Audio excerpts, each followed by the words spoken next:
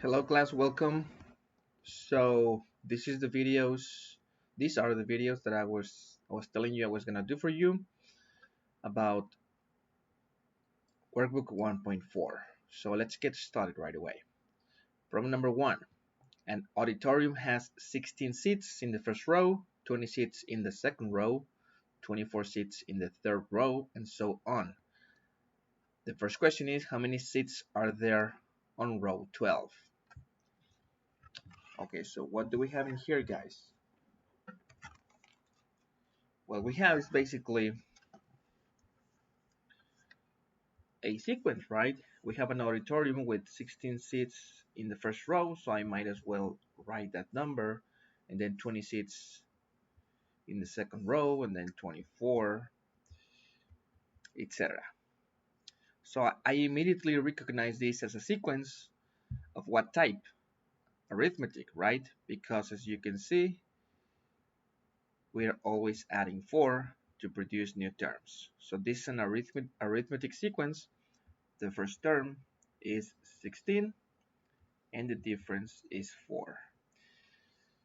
Okay, so how many seats are there on row 12? Well, this first term accounts for the row 1, this accounts for the row 2, row 3. So basically what I want is what's going to be the term U12. So let's do it. U12 is going to be equal to U1 plus n minus 1 times d. And in this case, in this particular case, for U12, I'm going to have U1 equals 16. N is clearly 12. So we have 12 minus 1 times the difference. And so we have the following, which is 60. So that's the first question, question A. Next, how many seats are there in the whole auditorium if there are 15 rows? Okay, so basically now I need to use the formula for the series, right? Which is n times u1 plus un over 2. And in this particular case, I'm looking for S15. So it's going to be 15 times U1, which is 16, plus U15 over 2. So S15 will be equal to 15 times 16 plus U15. U15 is something that I can get once again by doing something like this. It's going to be equal to U1 plus 15 minus 1 times 4. So we're going to get the following.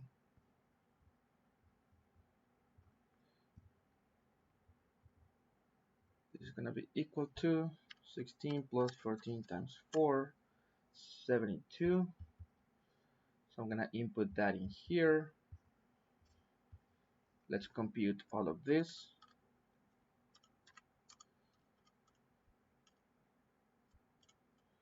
And we get a total of 660 total seats in the whole auditorium. So we have our two answers. That's it. Let's continue with the next problem. Okay, it says a person approaches you with a job offer. The starting salary on day 1 is 100 pesos. So let me write that down. And every new day, that payment will have an increase of 250. So that on day 2, you'll be paid 102.5. On day 3, you will be paid 105, and so on. So this is again a sequence. This is the first term, the second term, this is the third term, and so on. I can immediately recognize this as an arithmetic sequence whose first term is 100 and whose difference is 2.5. Okay, What are the questions though? How much will you be paid on day 8? Well, I'm looking for U8. What's going to be that term? U8 will be equal to U1 plus n minus 1 times D. And in this case, U1 is 100 and stands for 8. And the difference is 2.5. So let's see how much this is.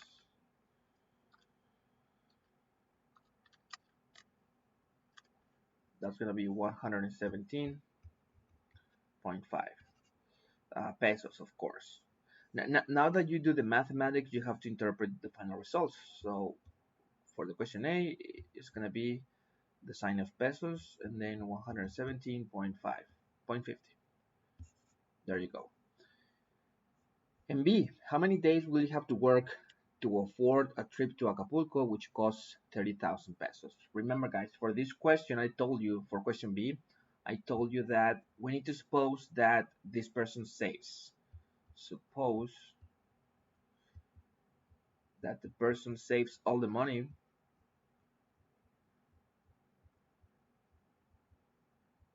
from day one. Something that I should have added in here. So in the next problems, in the problems from the exam, I'm gonna be much more clearer. Okay, so basically, guys, what we are looking for is we're looking for the series of this sequence up to what term?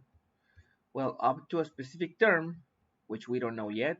So let's put it in abstract terms, such that the series of all of this, the series of all of this is 30,000 pesos so that we can afford the trip to Acapulco.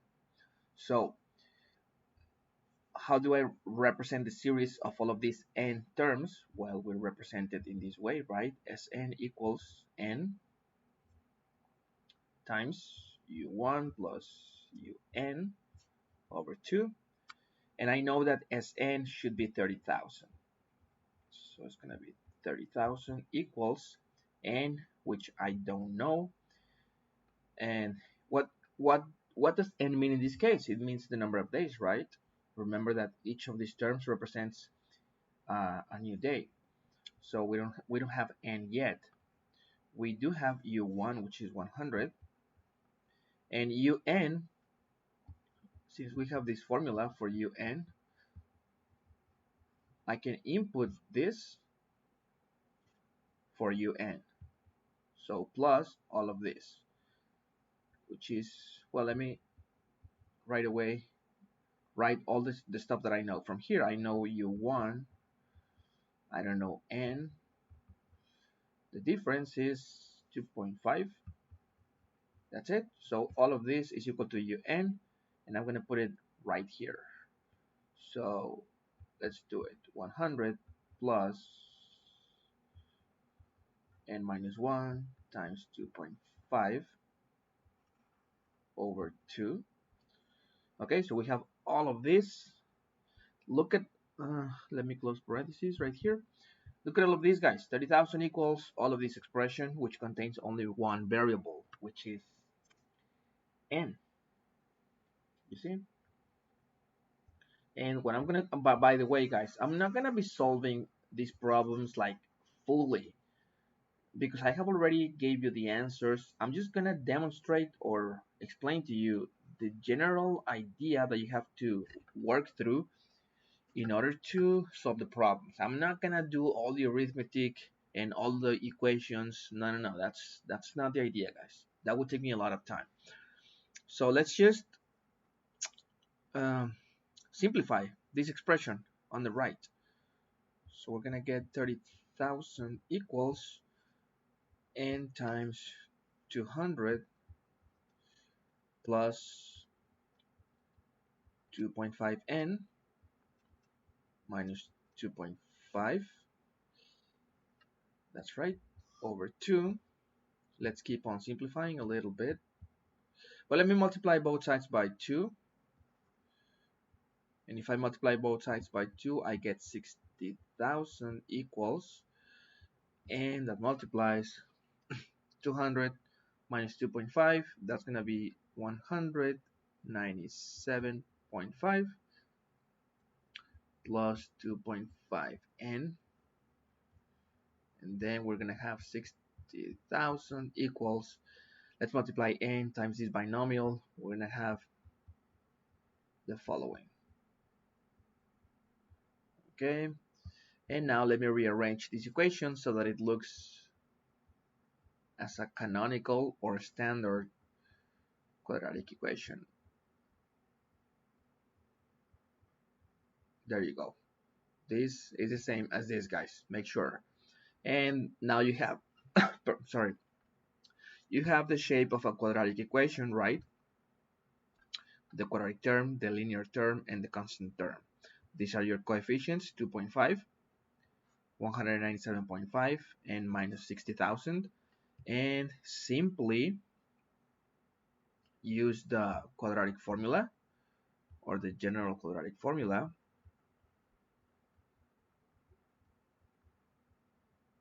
in order to solve for n. You're gonna get two answers. N1 equals something and N2 equals something else. One of which is gonna be negative, and you have to suppose it's negative. It doesn't make any sense to choose it as a solution because n represents the number of days, and we don't know what a negative number of days could mean. So the positive value that you'll get, that's the right solution. You're gonna get a decimal, go and round to the upper integer, and that's it. That's how you solve this problem, guys. I repeat, I'm not gonna be solving every single thing for you. Let's continue.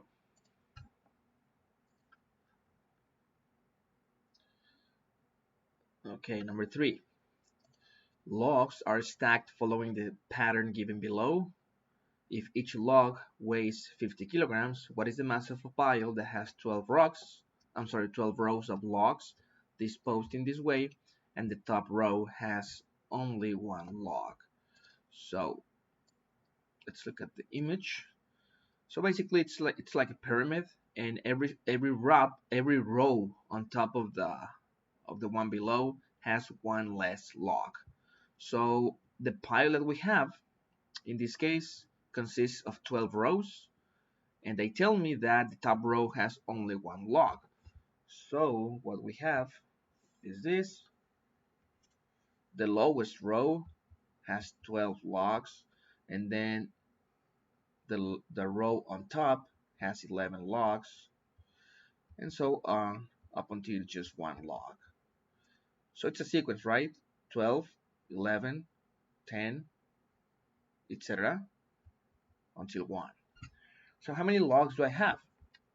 If I have this sequence 1, 2, 3 up until 12, because that's actually the sequence, right? Looked at from the top, 1, 2, 3 up until 12. So this is the sequence that I have. It's an arithmetic sequence. Its first term is 1, its difference is 1, and therefore I can get the sum of all of these logs, which is S12. S12 is going to be equal to n times u1 plus u12 over 2, n is equal to 12, because that's the number of rows we have. u1 is 1, and u12 is 12 over 2. So S12 will be equal to 6 times 13, which is equal to 90. So basically what this tells me is that I have 90 logs in total. 90 logs. And let me confirm though, because I want to make sure. No, I made a mistake. 6 times, it's 78. 6 times 13 is 78. There you go. Okay, so we have 78 logs, and each of which weighs 50 kilograms. So the total mass of this pile will be this many logs times 50 kilograms, right? 70 logs times the weight of each, and that's gonna be 3,900 kilograms. That's gonna be the mass of this whole pile. Okay, let's continue. Number 4. I think this is much better explained in this way. So you have this matrix of points, and you have this figure, this spiral that is drawn in the following way, outwards, like doing this motion, right? And so on. And I defined that every 2 consecutive segments that you draw are considered a single drawing step. So when I do this, that's one drawing step. When I do this, that's the second drawing step, third, fourth, fifth, and so on. That's how you develop this shape. Okay, and what is the question? Oh, by the way, there's more context. The distance from points either horizontally or vertically is 1 unit. So this is 1 unit, this is another unit, this measures 3 units, and so on. So that is the context. And there is only one question. What will be the length of the whole spiral after we have performed 800 drawing steps?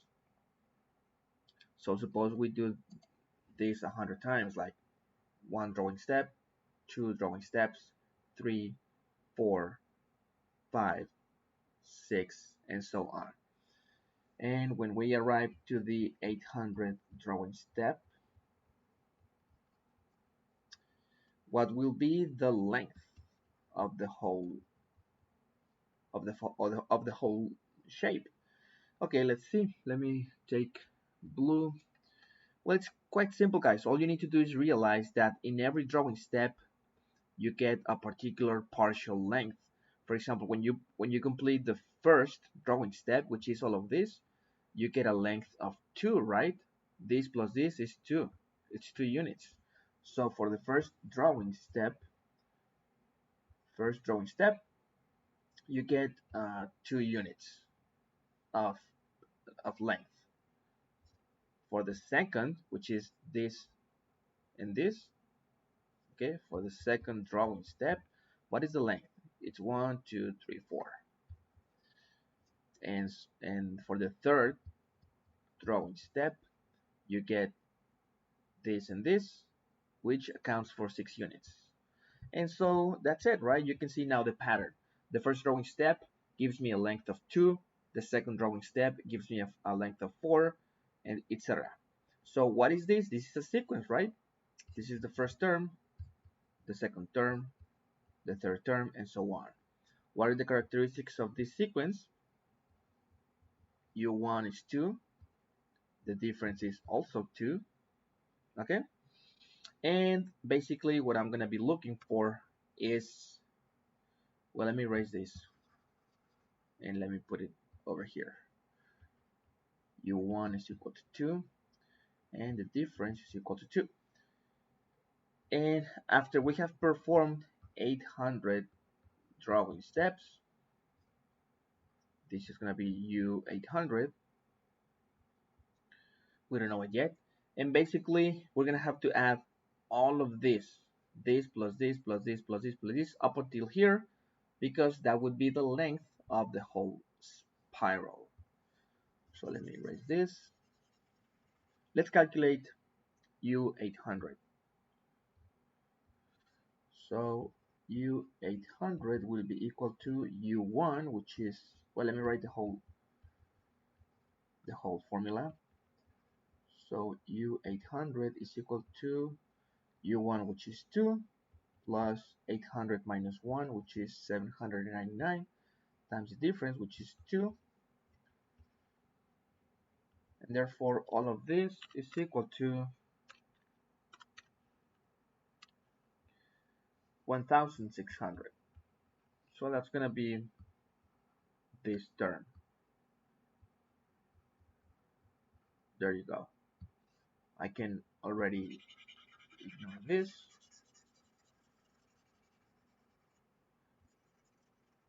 And now I'm just gonna add all of these terms, this plus this plus this plus this, up until this one. So that involves the series, the formula for this series.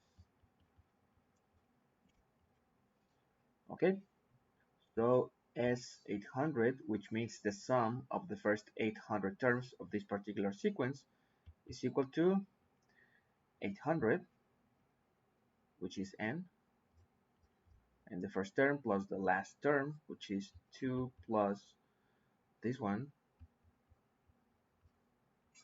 over 2. So S800 is going to be, let's calculate,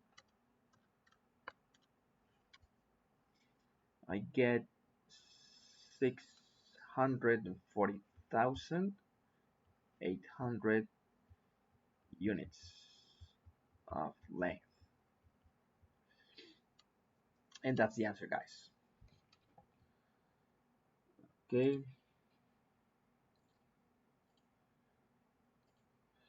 Let's continue. Number 5. Number 5. A marathon runner needs to train by running 100 miles. If he starts by running 2 miles the first day, and then each other successive day he has an increase of 0.5 miles, with respect to the previous one, how many days will it take for him to complete the goal of 100 miles? And remember, what I wanted to say here is that we're gonna count every single, like, for example, on okay, let's see. On the first day, he's gonna run 100 miles, and then 105.5 miles on the second day, 101 miles on the third day, and so on. So this is a sequence, and this is a sequence of miles that, no, I'm sorry, I'm making another mistake. He starts with 2. Sorry, guys. He starts by running 2 miles, and then 2.5 miles, and then 3 miles, and so on. Day 1, day 2, day 3, etc. And what I expected from you, but I was not very clear in this problem, is that he has to run 100 miles in total, considering the sum of each day. Okay, like this, plus this, plus this, plus blah, blah, blah, up until some day, and the sum should be 100 miles. So each of these bits counts. So how many days does that take? We don't know yet. But we do know that the sum of this plus this plus this plus this up until this should be 100 miles. So we need the formula for the series. The series, or the sum of the first n terms, is equal to n times u1 plus un over 2, and we need Sn to be 100. We don't know n. N stands for the number of days, and that's what I'm looking for. U1 is 2. We don't have un either, but as I've said before, we can in fact take it, or we can replace this un for this u1 plus n minus 1 times d, all of this. Can you see? So how much is u1? Is 2 times n minus 1 times d, which is the difference, right, for this sequence, which is 0.5.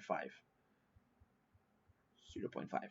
So instead of leaving this as un, I'm gonna write this. So let's do it. 2 plus 2 plus n minus 1 times 0.5 over 2. I can erase this already. I don't need it anymore. And let's continue with the equation. I'm just gonna simplify it a little bit for you, and then you're gonna solve it. You're gonna get 200 multiplying both sides by 2, and then n that multiplies 4 plus all of this will be 0.5n minus 0.5, and I'm gonna work backwards. It's not desirable, but I don't want to work in here because I have no space. So I'm gonna erase this,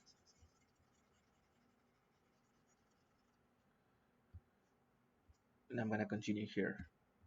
So you're gonna get 200 equals, and that multiplies 4 minus 0.5, that's gonna be 3.5 plus 0.5n. Let's continue. So observe, guys. Observe how I use the arrow. Remember, this means then, then, then, then. Always write it down, guys. This is gonna make your mental processes very efficient because you're always deducing new lines of reasoning out of the previous one. If you know that this is true, then you know that this is true, and then we can know that this is true, and then we can know that the following is true, and then we can see that this is true. I'm just gonna put it in the standard form.